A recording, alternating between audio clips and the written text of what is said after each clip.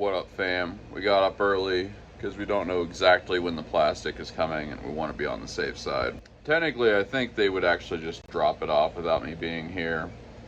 But I don't really want to take that chance. Plus, I want to see it. It's fun to see them drop it off. Just drinking a little homebrew coffee, waiting for the inevitable. So yeah, it should be coming anytime. Weirdly, I think sitting here, there's something that snapped in my head that I've been like trying to figure out my whole life. Something that clicked. Have you ever known somebody that was criticizing a rule or what somebody was doing? You know, they were saying that's wrong, but then they go ahead and do that thing themselves. And then if you ask them about it, they'd be like, well, they're allowed to do it. If they're allowed to do it, why shouldn't I be allowed to do it? You know, the thing that's been interesting, and I feel like I've been trying to figure out my whole life, is most of the time that seems like a really irrelevant, that seems like a wrong approach. Like, it seems inconsistent because it's like, well, you're doing the thing that you said was wrong, so being wrong means you shouldn't do it. Why are you doing something that you think you shouldn't do? But then there are these circumstances where that seems like kind of a legitimate thing, right?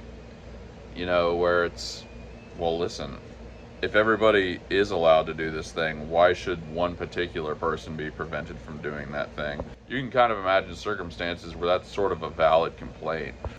Like, there was this county, or there's a city called Tipton. I mean, it's still there, Tipton, Indiana. And the police were just notorious for pulling people over. People would pull you over. You would get pulled over by police for going 5 over, or even less than that, and you'd get a ticket. And so it is like, man, people go 5 miles over the speed limit everywhere. Like, why do these people get to punish people? Like, it seems like kind of nonsense. You know, like, yeah, speeding is illegal, but everybody does it, and why are they specifically punishing me for this? And I think I just crystallized in my mind what the difference between these two things is. The first scenario where it's hypocritical, and the second scenario where you're basically calling for consistency. The difference is, from what I can tell, when the rule is something that emanates from you, and in the second, it's when the rule is something that's kind of being forced on you, or the rule is basically being enforced by some third party or something that isn't you, basically. So the first scenario, let's imagine you really want to murder somebody, and you're like, well, this person murders people, why can't I murder people? You know, maybe you hear about some killer that got away or whatever, and like, this person murdered people, why can't I murder people? It's because nobody's forcing you to murder people. Like, you can just not do it. No, there's no external thing that's like, you must murder people. It's not a rule that's really being imposed on you. Now, of course, you could be drafted in a war, and like, that kind of is somebody forcing you to murder people, and that is kind of why it's different. It's like, well, they're literally forcing me to do this. Like, they drafted me, they put me through boot camp or whatever, and then like, they handed me a gun, they're like, go kill this guy. You know, your agency isn't really being respected there. So that's why that's kind of a different scenario. And then if you get punished for doing something that all these other soldiers are doing, you kind of do get to complain about it. It's like, well, listen, I didn't even want any of this. Like, if you're gonna have a rule, at least make it consistent. So yeah, that's like the best I can do to reconcile these two things. It's like, it's hypocritical when like, you could just not do that thing and nobody's forcing you to do that thing. When you're of your own volition, just being like, hey, everybody's doing it, why don't I do it? If nobody's really enforcing that rule, then it's kind of on you. But if this thing's being imposed on you, you kind of do get to just be like, hey, if we're gonna have a rule, let's make it consistent. If you're not gonna punish all these people doing it, I'm gonna do it. Yeah, I think that's the best I've ever been able to sort of reconcile this thought. That's like what it is. The difference is when it's actually your responsibility and when it like actually isn't your responsibility. It's kind of like when you're at work and all the other employees do something, and like the managers or whoever, they all know that people do that thing, and then they punish you for that thing. It's different because it's like kind of somebody else's job to enforce that rule. Like specifically, when you go into the scenario, it's like they are the people that hire and fire and punish people, and they say that, and that's the arrangement. So of course it's kind of their job to be consistent with how they apply things. If they don't want people to do that thing, they should actually punish people that do that thing. Yeah, well, I'm glad we had this talk.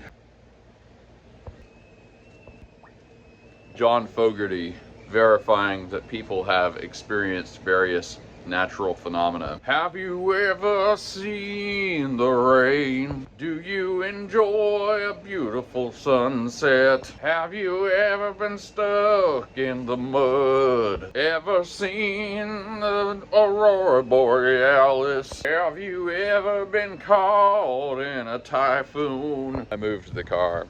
I actually never realized that this is probably a parking space right here. I always wondered why they had like a weird little patch of sidewalk there. But yeah, probably a parking space. One thing that sucks about not having a dumpster anymore is I don't really know how to get rid of these pallets. I guess we'd have to break them down or something. I can't fit that in my car. I don't know. We're just gonna put the new pallet in front of it and say screw it. All right, the driver called me. He's like, I've never been here before, which I think he's a new driver. He's like, is this a house? Do I just drop it off in the driveway? I'm like, yep. Probably be a good opportunity to sweep up.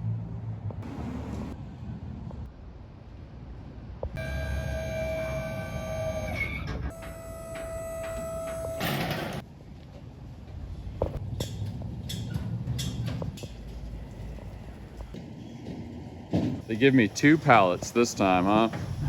2? Yep.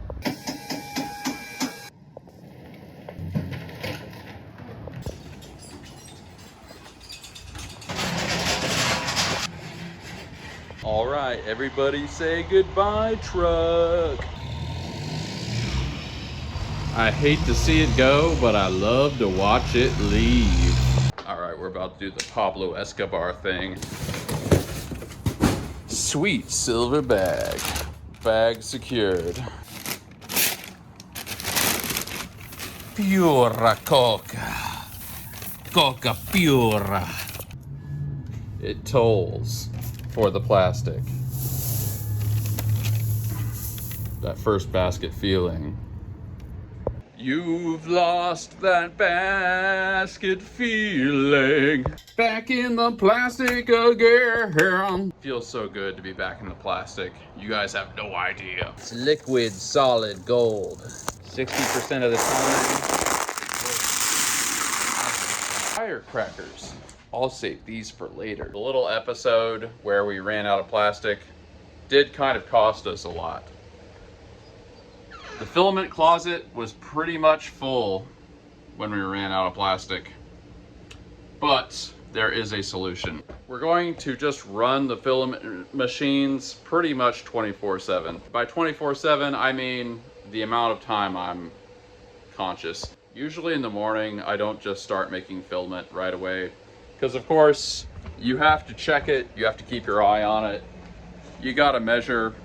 I kind of start at a certain point after I'm done with my morning stuff and then start making filament, but that's gone. We really need filament. So as soon as I wake up, we're turning on the machines, heating them up, and starting them running. You're gonna see filament being made like the whole time, pretty much. The conclusion I've sort of come to, which is a factual conclusion, is I can't make enough filament to run all of my 3D printers all the time, which is what we kind of probably have to do during Christmas, or at least close to it. which means that you have to save up filament, which means that if we're going to process all the orders in a timely fashion we're gonna get during Christmas, we have to have a lot of filament up front. I was trying to be really good about this year. Start making filament 2 months in advance, but we just didn't go hardcore enough. But there's a solution. We just gotta run it all the time. That's just how it is. So we are dehydrating those precious bins of amber nuggets. As soon as they're ready to go, the machines will turn on, and they will not shut off until I go to sleep. Let's package the Sabertooth. Very cool. Okay, that's the girl from Dunkin' Donuts. I wonder what Dunkin' Donuts girl is dropping off at clients. Those are some huge boxes. Maybe she's got a e-commerce side hustle. I hope she does. Obviously, we're getting a burrito. Feels so good to be back in the plastic. It's about the same feeling as checking your bank account and you got more money than you thought you did, or like getting a new pad of paper to draw on. All those sheets of paper, just perfectly blank, white, quality sheets. Like that first day of school. You're telling yourself you're gonna get good grades this year. Obviously, you don't. Every time I pass by this, I think of Betty Davis eyes. Bag secured. Round and round, what goes around comes around. I'll tell you why. Whenever I think about the inevitability of death, I just try to remember, coloring books aren't about the lines. Burrito time. First roll of filament made from the new plastic. Hit, run, hide, the Highland way. Here's a good standard for determining whether somebody knows you. Somebody knows you if they notice that you've gotten a dramatic haircut. Today at the taco place, the taco man Jerry, the man himself, noticed that I corted my pelo. Yeah, pelo. That's the point at which you know that somebody knows you. Ooh man, sold another coffee. Things are popping off, y'all. We have Prusa sliced the donut. Man, it feels good to be back in the plastic. We've been trying to think of a place to put these pegs. Initially, I was thinking we were gonna put them in here, but the walls are just not that accessible. So I've been looking around and really trying to think about it. And I think I found the spot. I think we're going to put them along this wall, and probably we can put them, I'm gonna have to measure, maybe above the doors. Yeah, I think that's enough space. Not a lot going on this wall. It's near some printers. And yeah, this is kind of a storeroom anyway. So it sort of fits the theme. So yeah, we printed up quite a few of these. Hopefully we can get them full of filament before Christmas. I'm crossing my fingers that we can. But yeah, let's mount these bad boys.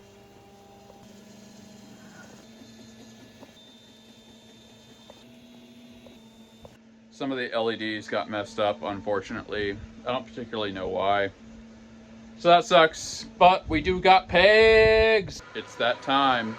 We're doing the final layer on the tart. This is a really, really, really authentic show. And you wanna know why? It's because I'm gonna tell you what I'm pretty sure just fixed this printer. Think of every other 3D printing YouTuber you watch, if you watch any others. There's no need to watch anybody else, actually. But think about them, and then ask yourself, has anybody ever admitted this before? Earlier, I replaced this X-axis carriage, and we were getting the exact same results. But I thought I would give it some time, just make sure that I'm really, it's the exact same thing. A little bit after that, I decided to check to see if this wheel was tightened. In case you don't know, there's a, what's it called? An off-center nut, an eccentric nut, that you can tighten the grip of this or untighten it. And yes, that nut was loose. So I took a wrench and I tightened it. and it's not doing the thing anymore. I don't know if it's going to show up, but you can kind of see at the bottom here, we had the weirdness, and above this line, it's basically normal. I mean, we'll probably have to reprint this and totally verify it, because I'm kind of only able to feel it. But anyway, it got a lot more normal. I'm gonna have to let it go a little bit more, but I think that fixed the problem. It's a little early to tell, but I'm pretty sure it was that. Nobody else would ever admit that in a video. These guys are gonna be working overtime. Man, that tart is gonna look tardy. Join that Discord. Link below. Chihuahua of the day. Grinch 329. Bloody hell, that haircut's looking sharp. Thank you, background character from a British sitcom. Ambassador Naranek, I noticed you mentioned atheists but didn't consider agnostic folk. Surely the agnostic would be bigger brained than the atheists. Atheists tend to band together into what I would consider their own religion. Us agnostic folk don't discount the possibility of there being a God, one we cannot understand or comprehend, but one that has to exist in some kind of form, like a necessary contingent being kind of thing. I gotcha. Managed to make it out the house for an hour-long walk today. That's what I'm grateful for. Hopefully only going to keep getting better from here. Yeah, I don't know if anybody's done statistical analysis to separate agnostic and atheists. Part of it is like there's a lot of overlap.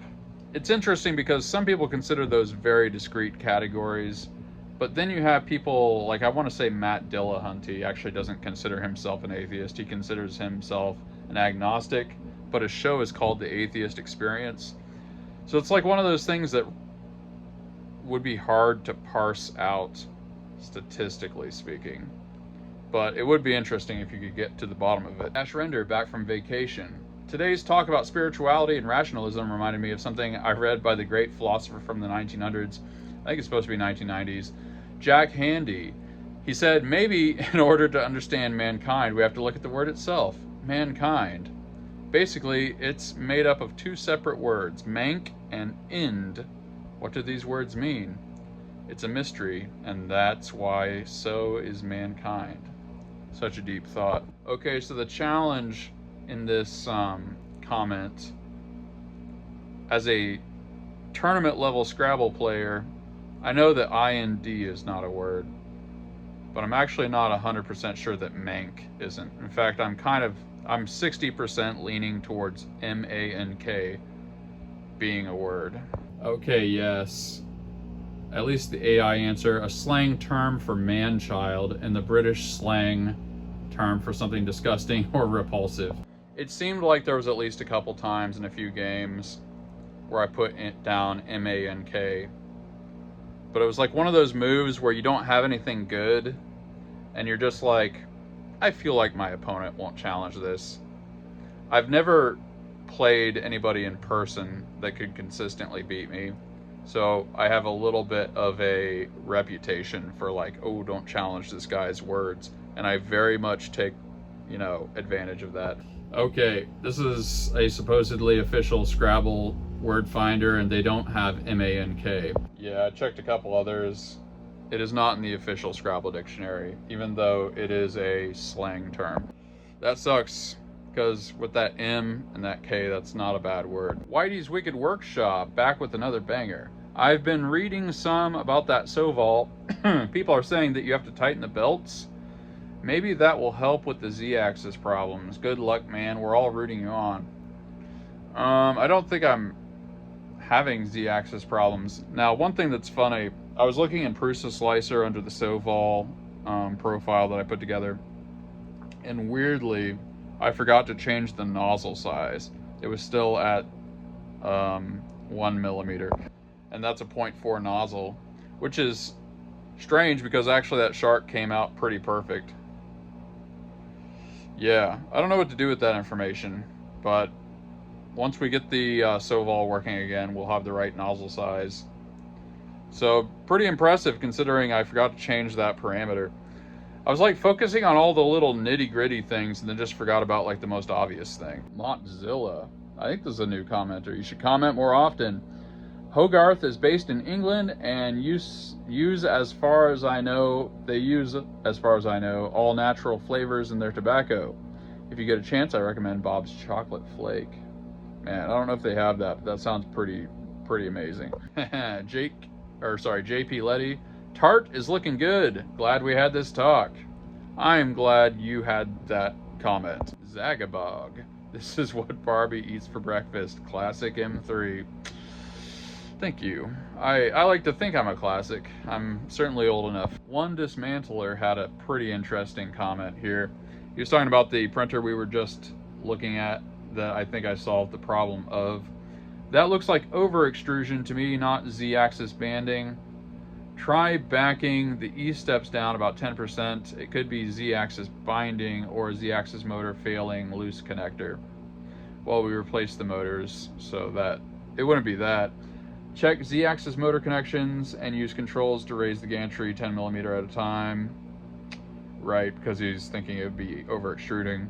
Check with the caliper to see if it's moving 10 millimeters consistently. If it's binding during Z-axis travel, try loosening the bolts on the Z-axis motors tightly. Best of luck.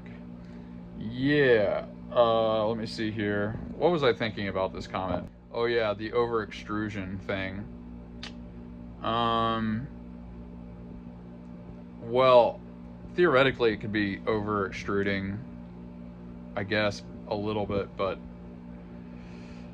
man, I had a thought about this comment. I think to get the pattern it was getting, you could get that from over extrusion. That's what was interesting about it. But like, you'd have to be way over extruding.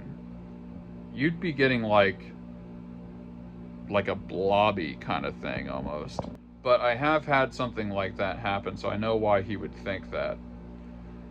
It's interesting. That is an interesting, this is like House MD, where somebody suggests something and at least as far as I can tell, it's not correct, but it is like you see the rationale. It's like, oh, it could be lupus. Wow. So I don't know. I am in a lot of 3D printing groups on Facebook and other places where people are always, posting like, why is this thing happening? Why is this thing happening? And I like troubleshooting. I like helping people figure out their problems. So I appreciate a unique rationale like this. As an art form, I do find it interesting. Oh yeah, I definitely tightened up the connectors as well. I made sure they're nice and tight. He's talking about the Z-axis couplers, I think. But yeah, I don't think it is that, but cool rationale. Well, let's see. What might I be grateful for today? It's definitely the plastic. We are in the plastic, baby. I wish we had more filament, but you know what? At least we've got the plastic to make the filament, and we will. We're gonna filament the heck out of this thing. We are going to fill a mint. That's definitely how I'm vibing today. Tell me how you're vibing in the comment section. What small, beautiful details of life make you vibe? Send vibes below in the comment section. The vibes continue every single day here at my channel. Thank you for vibing the journey with me. Vibe out.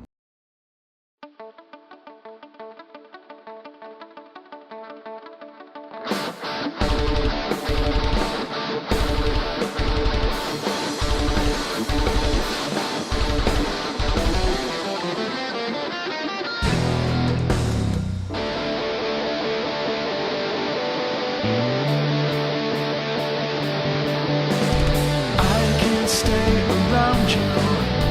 I can't say what I need. This blinding adolescence I'm seeing to standing in a moment. What has been is cast aside, frozen there as time rode. I know that you must have died.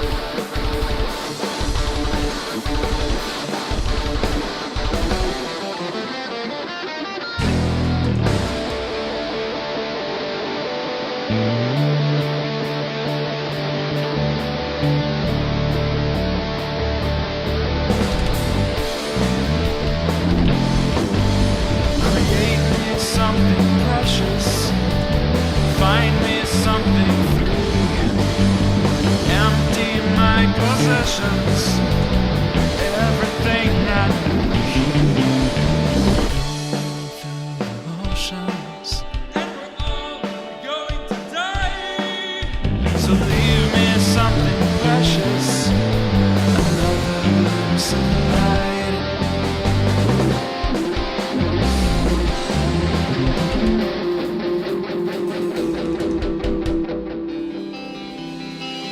Lions around you, open up your light, time to say a Wiedersehen.